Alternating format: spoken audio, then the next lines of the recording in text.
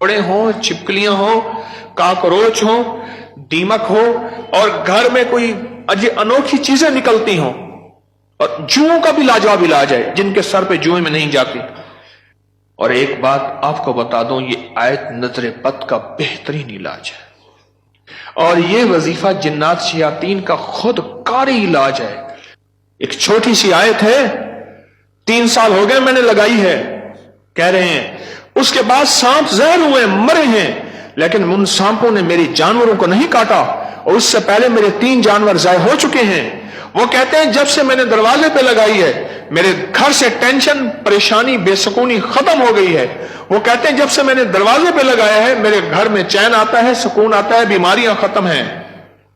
और अगला कहता है जब से मैंने ये लगाए हैं, मेरे घर से चोरियां खत्म हो गई हैं, जेवरात और पैसों की चोरियां। क्या है?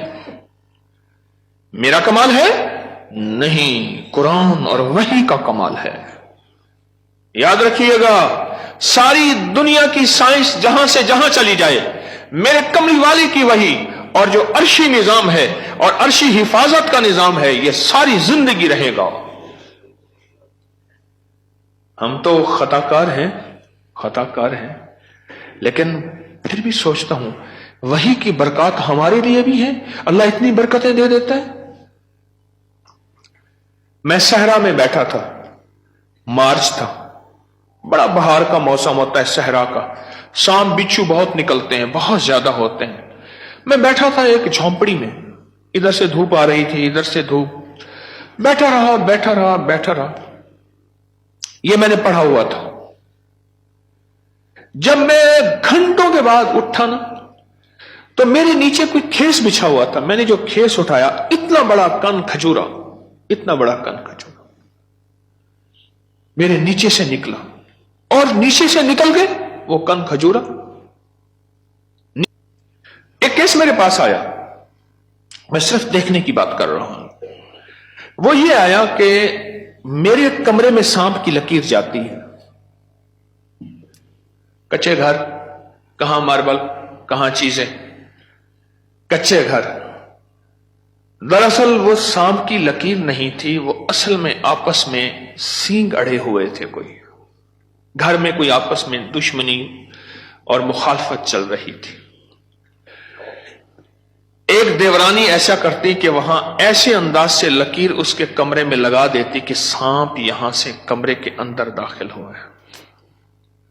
यह जुबान की तेज थी, वो बिल्कुल ठंडी मीठी थी, इवें जिवें घी दा घड़ा होंदे।